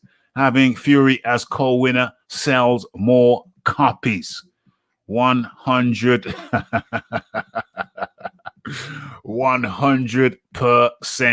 That's what it's all about, folks. The Ring Magazine, they're whoring out their name to sell a few more copies. Yeah, you certainly are a casual, and you can go on and get the hell on up out of here. Never seen you, but all of a sudden you just pop up spouting nonsense. Where are you? Let's take care of you. Let's get you the hell on up out of here. Where are we? Yeah, there we go. So yeah, it's all about marketing.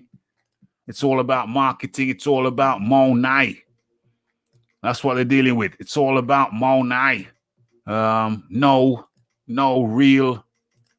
What's that word? No integrity. The Ring Magazine have no integrity. They're just looking for a few dollars more. Yeah. And that, ladies and gentlemen, is the uncomfortable truth. They're just in it for a few dollars more. Hold on a second. Yeah, a few dollars more. That's what it's all about. Just a few dollars more. No integrity. Wayne DeMille just laid out how it goes. Don King just told you how it goes. Just a few dollars more, folks. Just a few dollars more. And I'm tempted to replay it, but I don't think that I should, just to avoid any issues. That thing that you sent me there, Iron Kong, I'm going to check it out. Going to be sure to check it out. Listen to it. If I don't make a video of it, then I'll certainly include it in an upcoming live. So yeah, there you have it. This was Boxing Talk with Rafi 211. And I told you it was going to be uncomfortable. This was the uncomfortable truth. OMG. Thank you very much for everyone who joined us. I'm not going to branch out into any other topics right about now. You can ask yourself that question. How many times has Anthony Joshua beaten the number one heavyweight in the world? You can ask yourself that question about any other boxer. You can ask yourself that question about your Deontay Wilder. You can ask yourself that question about Tyson Fury. He beat Vladimir Klitschko in 2015. That was 5 years ago. You got to stop living in the past, my friend. Live in the now. Put your hand on the screen and touch the screen and live in the now. Ring Magazine credibility has been on the decline for some time now. Well, they have just sold their soul. They sold their soul, and Wayne DeMille told you how. Let me just take care of this fool here. Boom, boom, boom. Wayne D'Amelia told you how. I hope you appreciate how I drew from a different era, from a different field of entertainment, sports entertainment. And we got to the bottom of it. And like I said, folks, this was the uncomfortable truth. And yeah, much appreciation goes out to Iron Kong for jumping on. We got Dixon Siders pretending to be somebody else here. OMG. So thanks to Iron Kong for jumping on. Thank you, everybody, for taking the time out of your day to come and share it with us over here at the Raphael Dawkins Combat Radio. But hold on a second. Maybe I can just give you, a little soundbite of Wayne D'Amelia laying down how it goes. $1,000 in vendors and sponsors. And let's say I sign a company for $25,000 on Tuesday. I don't take the rest of the week off.